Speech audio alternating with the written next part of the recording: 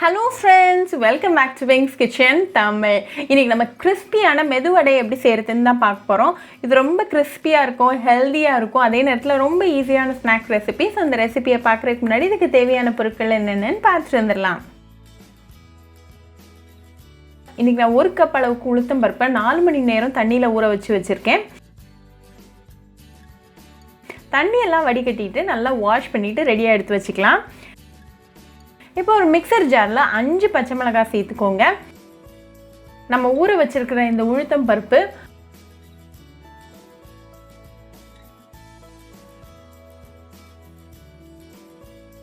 அப்புறமா 1/4 கப் அளவுக்கு தோசை மாவு, நல்லா புது தோசை மாவை சேர்த்துக்கோங்க, இல்லாட்டி டேஸ்ட் மாறிடும். இதை நல்லா ஸ்மூத்தாக அரைச்சி எடுத்துகிட்டு வந்துடலாம். தண்ணி எதுவுமே சேர்க்க தேவையில்லை, நம்ம ஆட் பண்ணியிருக்க அந்த தோசை மாவே சஃபிஷியண்ட்டாக இருக்கும். உங்களுக்கு தேவைப்பட்டுச்சுன்னா 1 டீஸ்பூன் அளவுக்கு தண்ணி சேர்த்துக்கோங்க. இப்போ சூப்பராக மாவு அரைச்சி ரெடியாக இருக்குது. இது ஒரு பவுலுக்கு மாற்றிடலாம்.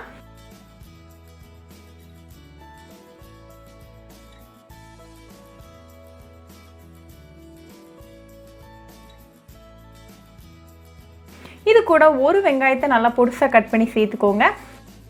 கொஞ்சமாக கருவேப்பிலை இலைகள், கொஞ்சமாக கொத்தமல்லி இலைகள்,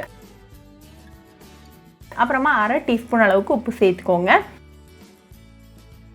எல்லா இன்க்ரீடியன்ஸையும் நல்லா மிக்ஸ் பண்ணி விட்டுருங்க.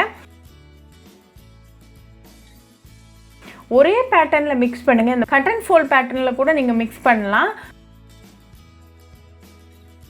ஒரு 5 மினிட்ஸ் அளவுக்கு நல்லா கண்டினியூஸாக பீட் பண்ணுங்கள். அப்போ தான் நல்லா ஃப்ளஃபியாக வரும் மாவு. இந்த ஸ்டெப் ரொம்பவே இம்பார்ட்டண்ட். இதை நீங்கள் பண்ணால் தான் உங்களுக்கு நல்லா கிறிஸ்பி அண்ட் ஃப்ளஃபியாக மெதுவடை வரும். இப்போ நமக்கு வடை மாவு சூப்பராக ஃப்ளஃபியாக ரெடியாக இருக்குது. ஸோ கையை நனைச்சிட்டு கொஞ்சமாக அதுலேருந்து மாவு எடுத்து உங்கள் பெருவிரலால் ஒரு சென்டரில் ஒரு ஓட்டை மாதிரி போட்டுருங்க. இப்போ இது ஃப்ரை ஆகிறதுக்கு ரெடியாக இருக்குது. ஒரு இரும்பு சட்டியில் தேவையான அளவுக்கு எண்ணெய் சூடு பண்ணிக்கோங்க. எண்ணெய் நல்லா சூடானதும் ஒவ்வொரு வடையாக உள்ளே சேர்த்துருங்க. ஒரு நேரத்தில் 3 இல்லாட்டி 4 வடை மட்டும் சேர்த்துக்கோங்க. இது ஒரு 2 மினிட்ஸ் நல்லா மீடியம் ஃப்ளேமில் ஃப்ரை ஆகட்டும். ஒரு சைடு நல்லா கோல்டன் ப்ரௌனாக வர வரைக்கும் ஃப்ரை பண்ணிக்கோங்க. இப்போ 2 மினிட்ஸ் ஆயாச்சு. ஸோ அடுத்த சைடு திருப்பி போட்டு அகேன் ஒரு 2 மினிட்ஸ் மீடியம் ஃப்ளேமில் ஃப்ரை பண்ணிக்கோங்க.